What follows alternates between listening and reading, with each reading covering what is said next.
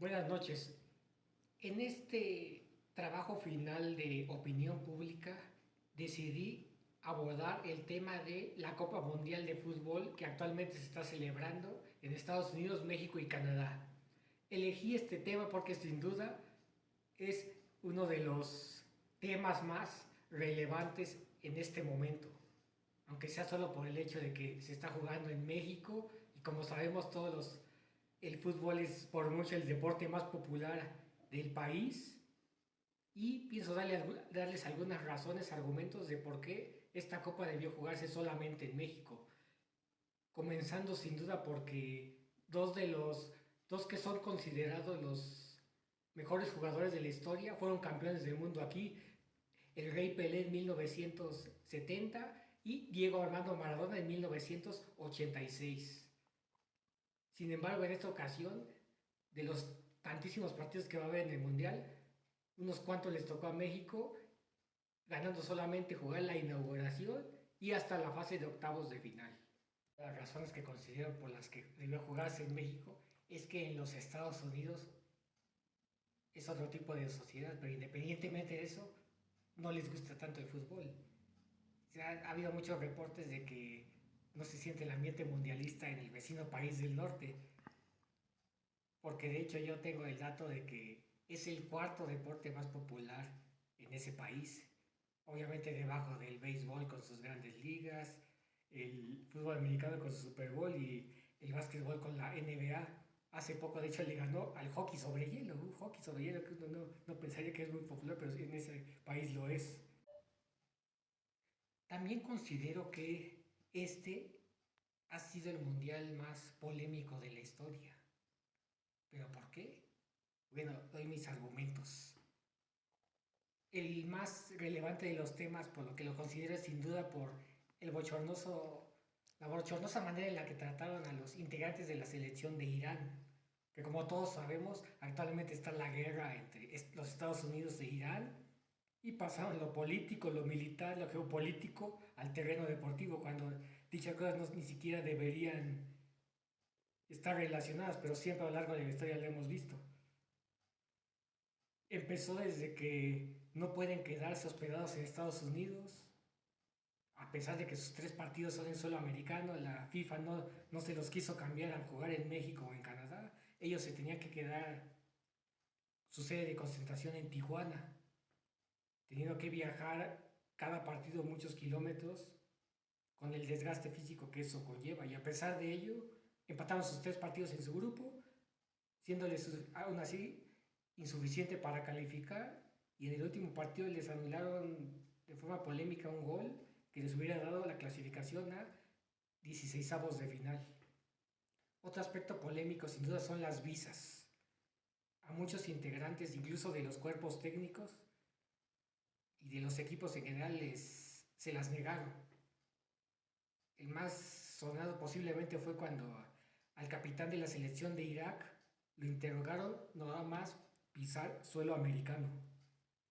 También se dio el caso del arquero Bociña, que su mamá en un principio no le habían dado la visa, pero después como hubo tanto impacto mediático de él y su selección Cabo Verde, se la tuvieron que dar, pero ahí se ve que fue solamente por conveniencia, porque ya era demasiada la presión mediática sobre los gringos. También a otro del que le había negado la visa fue a un aficionado muy famoso que siempre está así con la mano extendida en memoria recordando al héroe de la independencia de su país, el Congo, que juega su segundo mundial.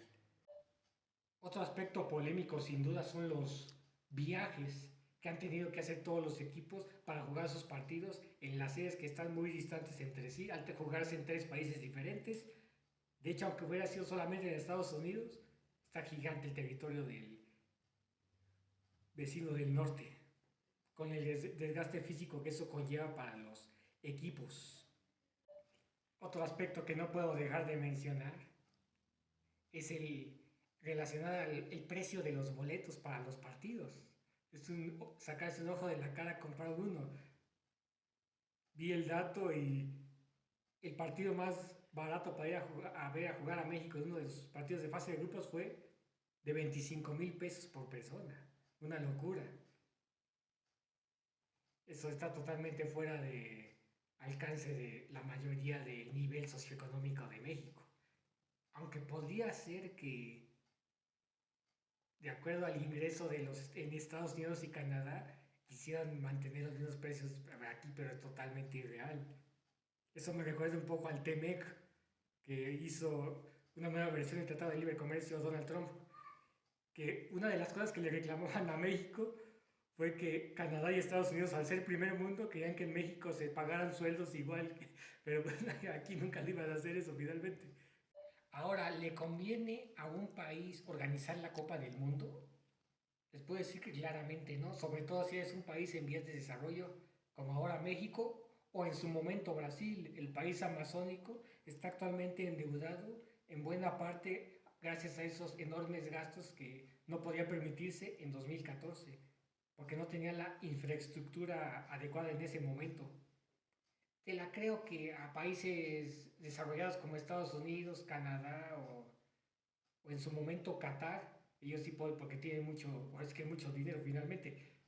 Hablando un poco de Qatar, que lo mencionaba, ese pequeño país en Medio Oriente donde había sido el mundial anterior, tuvo que gastar lo equivalente, o más bien, que todo lo que se ha gastado para organizar los mundiales anteriores, pero ese pequeño país es rico por sus enormes yacimientos de petróleo.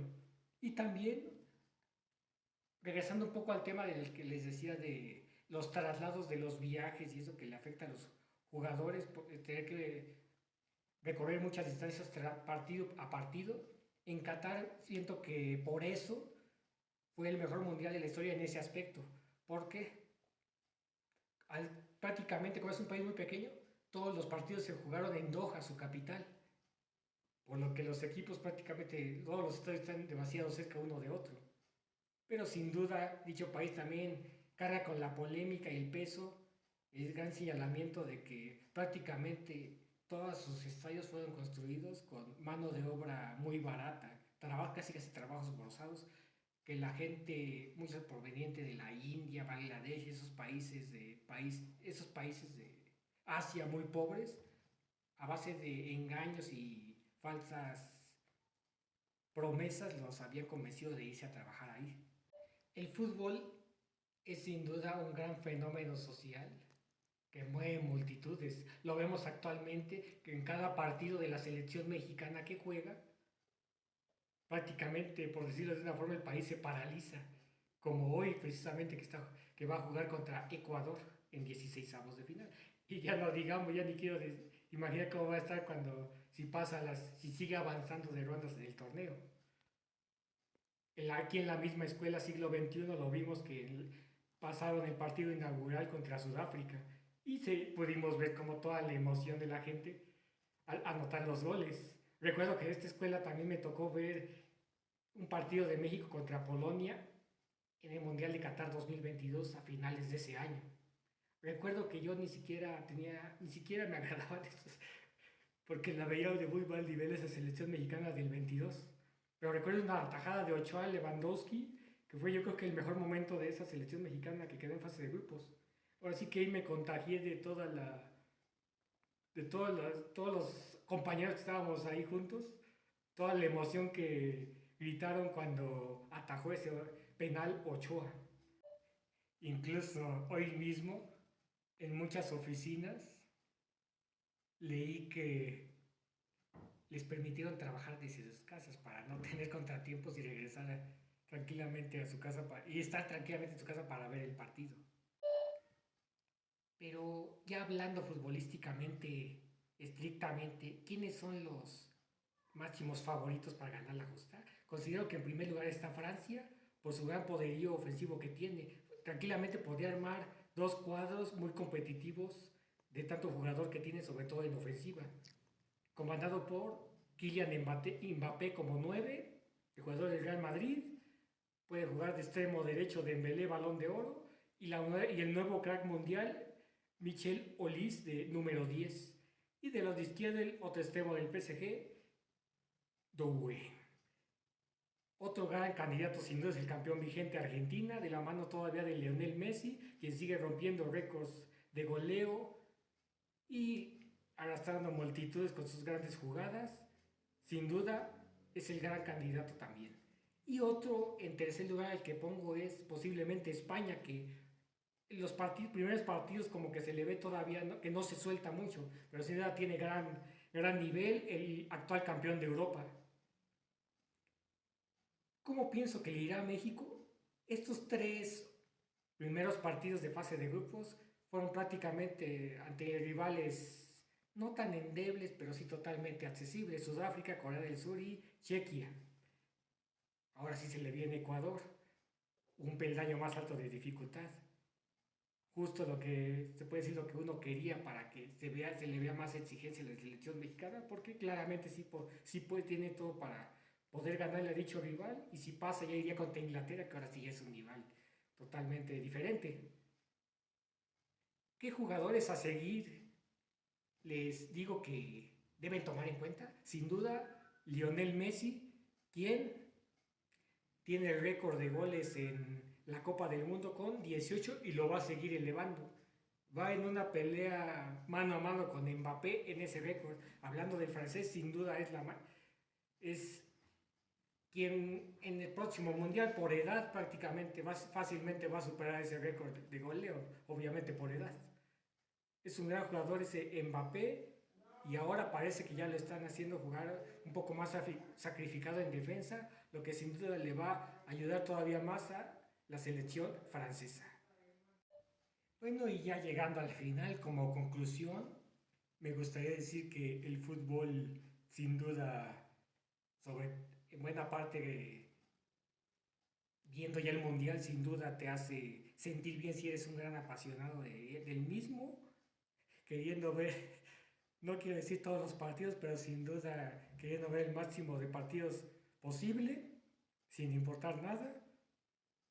Claramente a nivel social influye mucho, porque personalmente, por ejemplo, yo me compré recientemente una playera de Argentina, la de Messi, que a lo mejor no me gustó mucho el diseño de la camiseta, pero quería tener la que está usando ese ídolo en este momento. Y sin duda económicamente a todos les beneficia mucho la Copa Mundial.